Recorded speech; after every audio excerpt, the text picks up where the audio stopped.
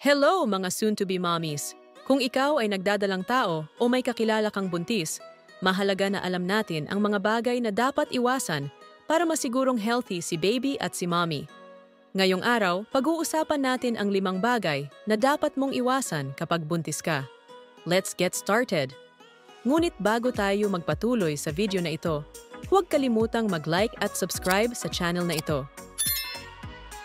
Ang unang dapat iwasan ay ang pagkain ng hilaw o undercooked food, tulad ng hilaw na isda, karne at itlog. Ang mga pagkaing ito ay posibleng magdala ng bacteria o parasites tulad ng salmonella at listeria na maaaring makasama sa kalusugan mo at ni baby. Siguraduhin na fully cooked ang lahat ng kakainin mo para safe at healthy ang pregnancy mo. Importante ring iwasan ang anumang uri ng alak at sigarilyo.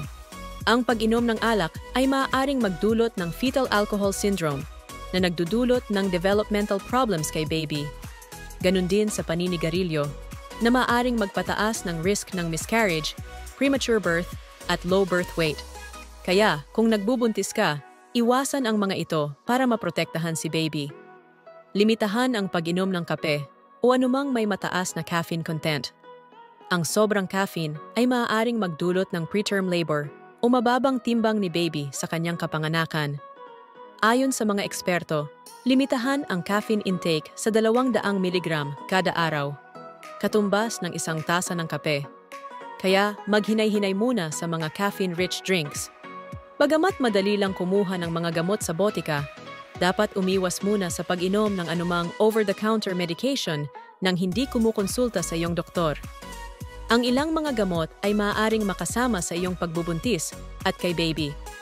Bago uminom ng kahit anong gamot, siguraduhin na nakausap mo na ang iyong healthcare provider. Iwasan din ang sobrang pagpapagod at pagbubuhat ng mabibigat na bagay. Ang heavy lifting at overexertion ay maaaring magdulot ng strain sa iyong katawan at pwedeng magresulta sa komplikasyon tulad ng premature labor o miscarriage. Huwag matakot humingi ng tulong at tiyakin na nagbibigay ka ng sapat na pahinga sa iyong katawan. At yan ang 5 bagay na dapat mong iwasan kapag buntis para manatiling healthy si baby at mommy. Tandaan, mahalaga ang tamang pag-aalaga sa sarili, lalo na sa panahon ng pagbubuntis. Kung nagustuhan mo ang video na ito, huwag kalimutang mag-like at mag-subscribe para sa mas marami pang helpful na tips. Stay safe mga mommies at ingat lagi!